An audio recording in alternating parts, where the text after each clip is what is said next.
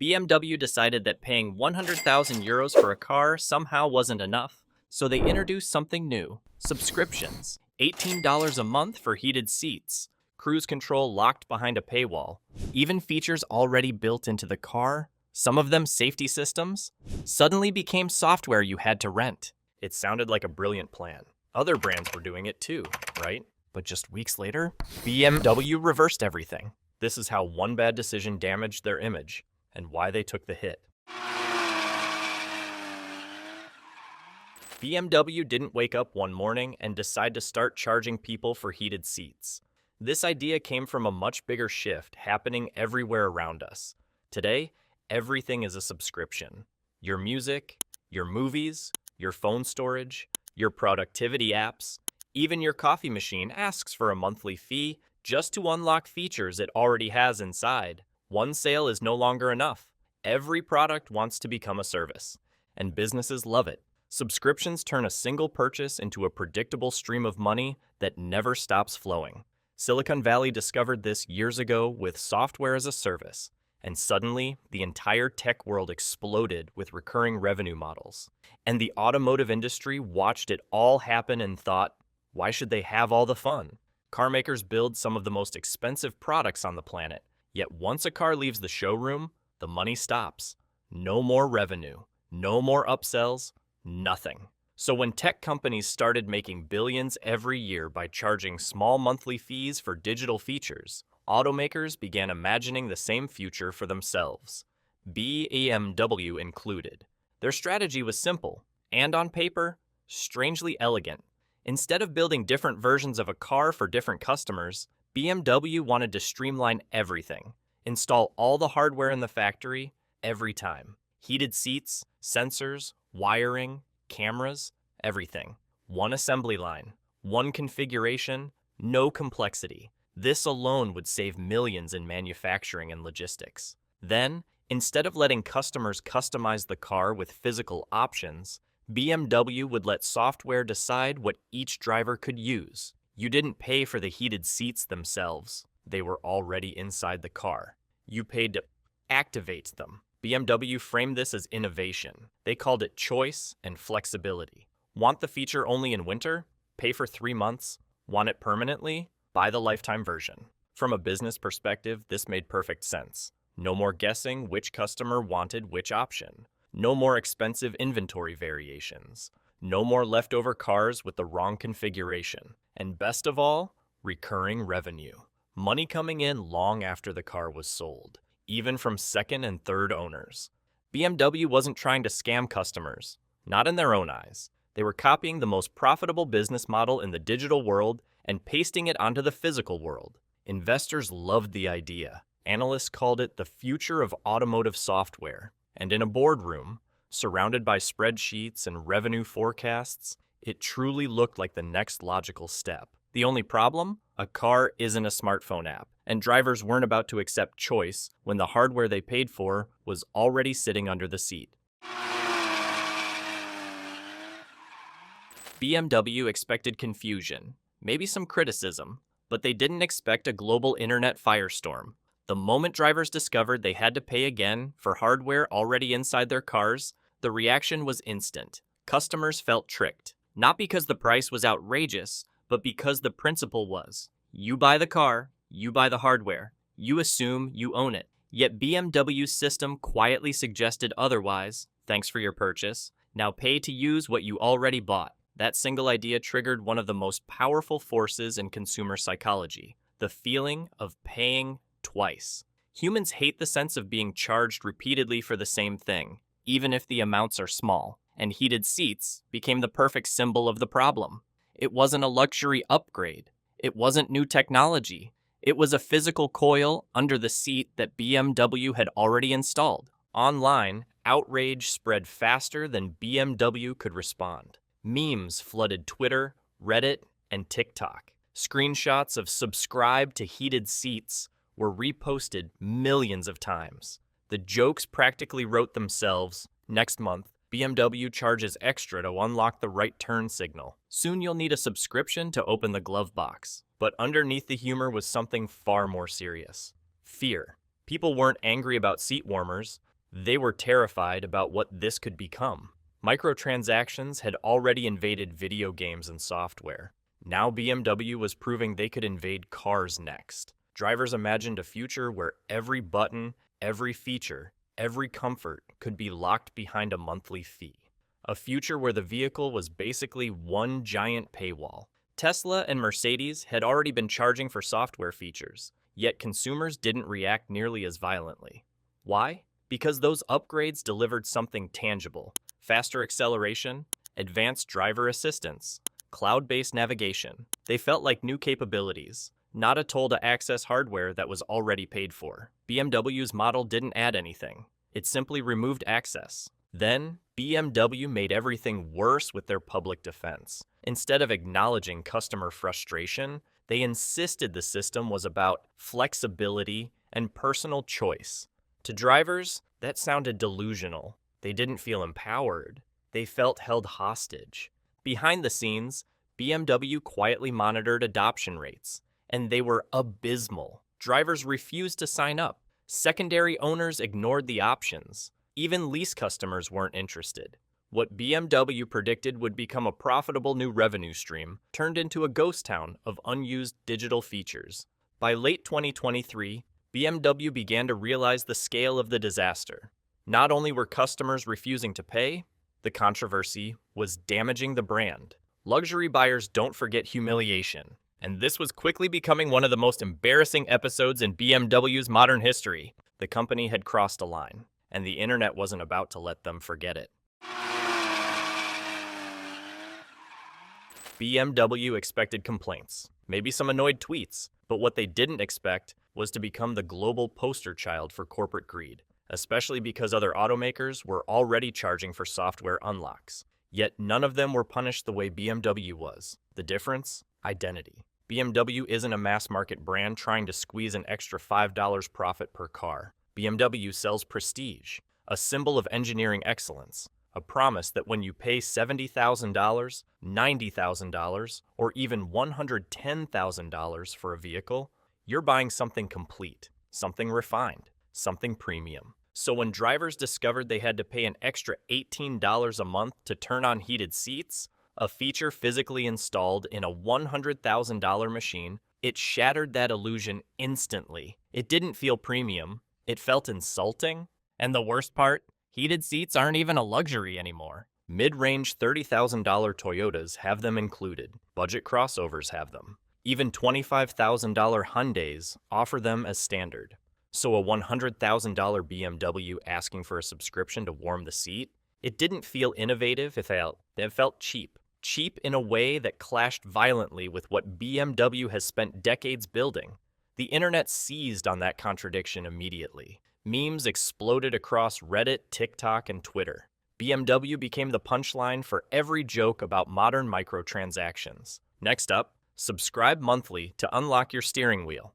BMW, because charging you once isn't enough. Underneath the jokes was a deeper psychological punch.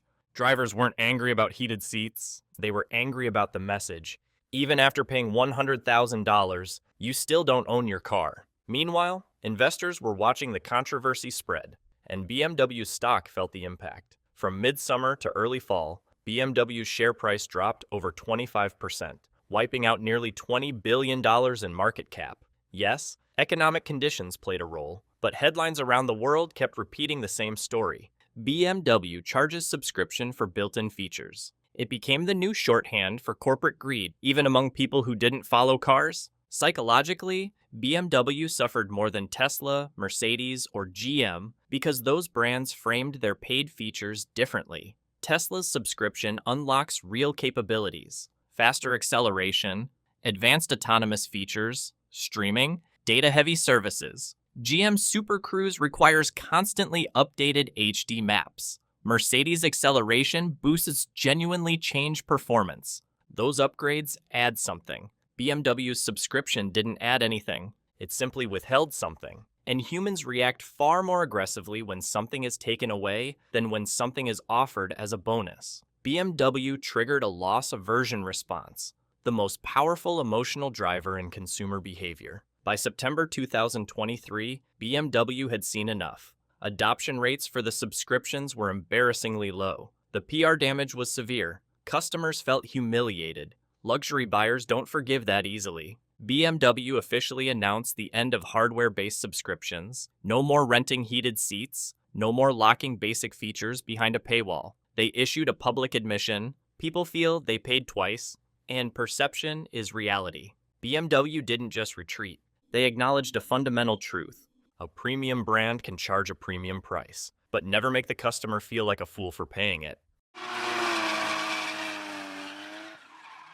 The irony in BMW's failure is that subscriptions in cars can work. In fact, millions of drivers already pay for them without protest. Tesla, GM, and Mercedes all run subscription models that, while controversial, haven't triggered the same global meltdown. The difference isn't the price. It isn't the brand. It's the value equation behind the subscription. Take Tesla's premium connectivity. Drivers pay each month for live traffic, satellite imagery, video streaming, and real-time remote camera access. None of those features exist on their own. They rely on Tesla's servers, data centers, third-party licensing fees, and cellular networks. Every minute you use them, Tesla is paying money to keep them active. It's a subscription to an actual service, something that has continuous and visible operating costs. Then there's GM's Super Cruise. Love it or hate it, the system depends on constantly updated HD maps, lane modeling data, cloud processing, and real-time roadway information. Those maps don't magically update themselves. GM has a full infrastructure behind the scenes dedicated to maintaining the system. Without that, Super Cruise would stop working tomorrow. So when GM sum charges after the initial period, customers can at least connect the payment to the ongoing work required. Even Mercedes' acceleration boost, the infamous pay-to-go-faster upgrade, delivers an undeniable result. The moment you pay, the car recalibrates torque, output, and throttle response. The vehicle literally performs better. You're buying new capability, something that genuinely did not exist before you paid. Now compare that to BMW's seat heater subscription. No servers, no map updates, no engineering team maintaining anything. No new functionality, just a heating coil that the customer already paid for when they bought the vehicle. BMW wasn't providing a service. They were renting out hardware, and that's the line they crossed. In the software world, subscriptions make sense because the company carries ongoing responsibility: storage, security, bandwidth, updates. In the automotive world, that logic only applies when a feature requires active support. BMW's heated seats didn't need support. Once the hardware was installed, BMW's job was over. There was no marginal cost, no maintenance burden, and no technical justification for recurring payment. This is why drivers instinctively rejected the model. It wasn't the $18 a month, it was the principle. Charging rent on hardware the customer already owns. Psychologically, people see subscriptions as either 1. Paying for access to a service, or 2. Paying a ransom to unlock something already theirs. Tesla falls into category 1, GM and Mercedes 2. BMW landed squarely in category 2, and the moment a subscription feels like a ransom, customers revolt. It breaks the unwritten rule of ownership: when I buy a product, I own what's inside it. BMW attempted to blur that rule, and in doing so, they accidentally revealed something the entire industry had been tiptoeing around. There's a limit to how far consumers will tolerate digital monetization. Tesla charges for capability, GM charges for infrastructure, Mercedes charges for performance, BMW charged for permission. And that single distinction is what turned a simple software idea into one of the most disastrous PR moves in modern automotive history. BMW's heated seat disaster wasn't an isolated misstep. It was a preview of a much larger shift happening across the automotive world. A shift every major automaker is aggressively pursuing. Because while customers were laughing at BMW's mistake, executives at other companies were taking notes. They weren't mocking BMW. They were watching carefully, asking one question: how far can we push this? Behind the scenes, the subscription gold rush is accelerating. Stellantis, the parent company of Jeep, Chrysler, and Dodge, openly projects $20 billion in subscription revenue by 2030. Not sales, not service, subscriptions. They expect software-driven features to become one of their biggest profit engines within just a few years. GM is even more blunt. Their internal mantra has become software first, hardware second. To investors, this is irresistible. A car used to generate profit once, at the moment of sale. A subscription-driven vehicle can generate income every month for years, even for second or third owners. It turns cars into rolling smartphones, built around recurring revenue instead of one-time purchases. And that's exactly what automakers want. The iPhone model. Apple sells a device once, but earns money continuously through services, storage plans, apps, and ecosystem lock-ins. Car companies dream of that kind of predictable, recurring cash flow. They see a future where the car isn't just a machine, it's a platform they control. But there's a catch, and BMW exposed it. Consumers may accept subscriptions for things that clearly require ongoing support: cloud data, map updates, real-time connectivity, performance algorithms. These feel like genuine services, but they reject subscriptions for anything tied to physical hardware they believe they already own. People are willing to pay for digital value. They are not willing to pay for permission.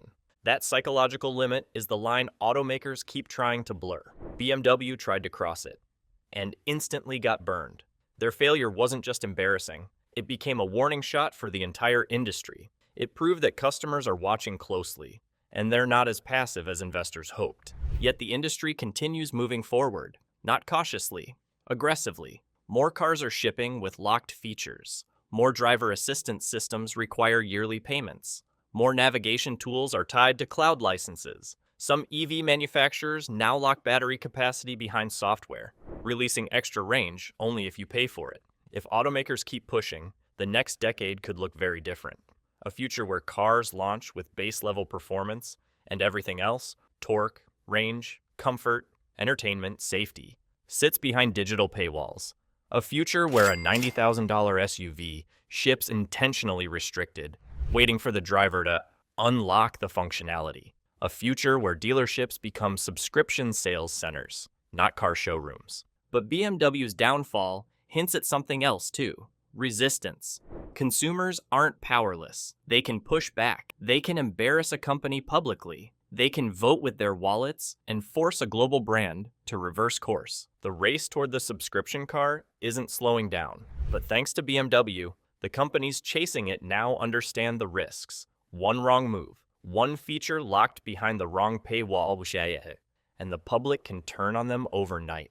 The future of the car might be digital, but the future of trust? That still belongs to the customer. The car of the future may be electric, but its billing model is straight out of Silicon Valley. BMW was the first to fold, not because the idea failed technically, but because it failed psychologically. So the real question is, should any of this be allowed? And if you think BMW crossed a line, wait until you see what Porsche did next.